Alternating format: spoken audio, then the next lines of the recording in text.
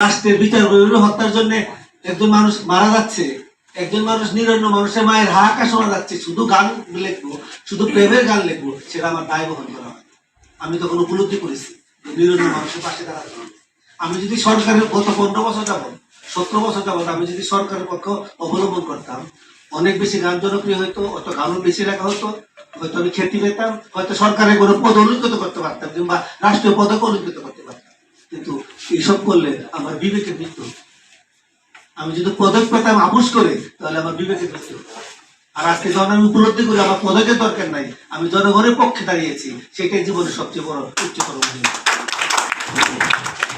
আমি আলোচকদেরকে আবার কৃতজ্ঞতা জানাই, রাষ্ট্র সংস্কার আন্দোলনকে কৃতজ্ঞতা জানাই যে একজন গীতিকারকে দামি বিষয়ে উত্থাপনের সুযোগ দিল। ধন্যবাদ। গণভোট বৈধতার ভিত্তি জনগণ না সংবিধান। আধুনিক রাষ্ট্র দর্শনে ক্ষমতার মৌলিক বিভাজন নিহিত রয়েছে কনস্টিটিউয়েন্ট পাওয়ার ও কনস্টিটিউটেড পাওয়ারের মধ্যে। এই দুয়ের প্রকৃতি ও পারস্পরিক সম্পর্ক অনুধাবন ব্যতীত একটি মৌলিক প্রশ্নের নিষ্পত্তি অসম্ভব। সংবিধান কি জনগণকে সৃষ্টি করে, নাকি জনগণই সংবিধানের অধিষ্ঠাতা ও প্রতিষ্ঠাতা? কনস্টিটিউয়েন্ট পাওয়ার হলো জনগণের সেই অনিবার্য ক্ষমতা, অনিষেধার্য ক্ষমতা, যার দ্বারা রাষ্ট্র সংবিধান অস্তিত্ব লাভ করে। এটি কোনো পূর্বস্থিত আইনের অধীন নয়, বরং সকল আইনের ভিত্তি এবং বৈধতার চূড়ান্ত নির্ধারণ। কোন প্রতিষ্ঠান এটিকে নিয়ন্ত্রণ বা সীমাবদ্ধ করতে পারে না, কারণ প্রতিষ্ঠান সমূহ এর সৃষ্টি। এই ক্ষমতা আদি, অবিভাজ্য ও অখণ্ড এবং সকল রাষ্ট্রীয় ক্ষমতা ঊর্ধ্বে। রাষ্ট্রের সংকটময় মুহূর্তে গণ অভ্যুত্থান, বিপ্লব বা গণবিস্ফোরণের সময় কনস্টিটিউয়েন্ট পাওয়ার নিজেই প্রত্যক্ষভাবে সিদ্ধান্ত গ্রহণে অবতীর্ণ হয়। তখন এটি প্রচলিত সংবিধানের সীমা অতিক্রম করে নতুন শাসন শৃঙ্খলা নির্মাণ করে এবং জনগণের আত্মদান অভিপ্রায়কে চূড়ান্ত বৈধ। কনস্টিটিউটেড পাওয়ার হলো সেই প্রাতিষ্ঠানিক ক্ষমতা যা সংবিধান প্রতিষ্ঠার পর তার নির্ধারিত কাঠামোর ভিতরে সীমাবদ্ধভাবে পরিচালিত হয়। সংসদ, আদালত ও নির্বাহী বিভাগ সবই এর অন্তর্গত। তারা সংবিধানের অধীন এবং নির্ধারিত বিধি নিয়ম দ্বারা নিয়ন্ত্রিত। প্রাতিষ্ঠানিক কর্তৃত্ব এর বৈধতা আসে সংবিধানের প্রতি আনুগত্য থেকে। তাই এটি কোনোভাবেই নিয়ম প্রণয়নের মৌলিক ক্ষমতা নয়, বরং পূর্ব নির্ধারিত নীতিমালার মধ্য থেকে কার্যকরী এক অধীনস্থ ক্ষমতা। এই দুই ক্ষমতার সম্পর্ক মৌলিকভাবে একমুখ, অর্থাৎ constituent power creates the constitution আর constituted power operates to the ইট।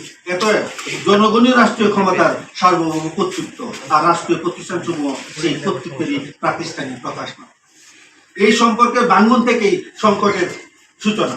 যখন গঠিত ক্ষমতা অর্থাৎ রাষ্ট্রীয় প্রতিষ্ঠানসমূহ জনগণের প্রত্যক্ষ ও সার্বভৌম ইচ্ছার প্রকাশকে অস্বীকার বা অকার্যকর করে, তখন তা কেবল ব্যর্থতা নয়, বরং এটি কনস্টিটিউয়েন্ট পাওয়ারের প্রত্যাখ্যান, অর্থাৎ রাষ্ট্র নিজেই তার সৃষ্টিকারীকে অস্বীকার করছে। সংসদ, আদালত এবং নির্বাহী নিজেদের ক্ষমতাকে এমনভাবে প্রয়োগ করে যেন তারাই চূড়ান্ত সার্বভৌম। এই অবস্থায় একটি রূপ নেয় গভীর নৈতিক, দার্শনিক ও সার্বভৌমত্বের সংকট।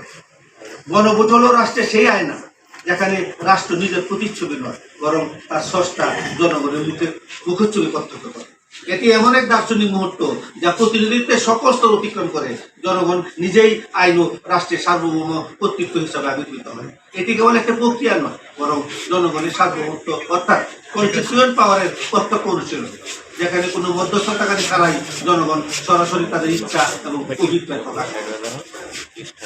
বাংলাদেশের বিদ্যমান সরকার কেবল গণভোটের দাবিকে উপেক্ষা করছে না, বরং তা অস্বীকার করছে, সাংবিধানিক স্বীকৃতি দিতে অনীহা প্রকাশ করছে, এমনকি কার্যত গণভোটের সম্ভাব্য রায়কেই বাতিল করে দিচ্ছে। এই অবস্থান স্পষ্টভাবে নির্দেশ করেছে কনস্টিটিউটেড পাওয়ার নিজের সীমা লঙ্ঘন করে কনস্টিটিউয়েন্ট পাওয়ারের উপর কর্তৃত্ব আরোপ করতে চাচ্ছে, অথচ গণতান্ত্রিক দর্শনে জনগণই সকল ক্ষমতার সার্বভৌমত্ব বলে। গণভোটকে অস্বীকার করা মানে কেবল একটা প্রক্রিয়াকে প্রত্যাখ্যান করা নয়, এটি জনগণের সার্বভৌম ইচ্ছাকে অকার্যকর করে দেওয়ার এক গভীর রাজনৈতিক দৃষ্টতা। এই অবস্থায় বিষয়টি আর কেবল আইনি বা প্রক্রিয়াগত বিতর্কে সীমাবদ্ধ থাকে না, বরং রাষ্ট্র নিজেই তার কর্তৃত্বের অধিষ্ঠান থেকে বিচ্ছিন্ন হয়ে পড়ার ঝুঁকি দেবে।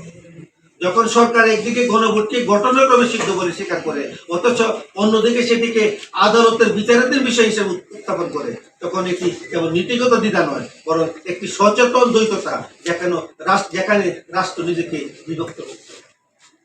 এই অবস্থান কোনো সাধারণ সাংবিধানিক টানাপোড়েন নয়, বরং এটি একটি কনস্টিটিউটিভ ফ্র্যাকচার, অর্থাৎ একটি মৌলিক বিচ্ছেদ যেখানে রাষ্ট্র তার ভিত্তি এবং প্রাতিষ্ঠানিক রূপ এর মধ্যে সংযোগ হারিয়ে ফেলে।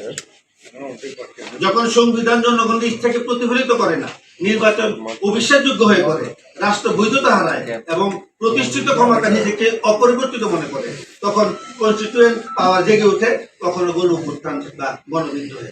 এই প্রেক্ষাপটে বাংলাদেশের রক্তাক্ত জুলাই গণ অভ্যুত্থানকে কেবল রাজনৈতিক পরিবর্তন হিসাবে একটা ভুল ঘটে।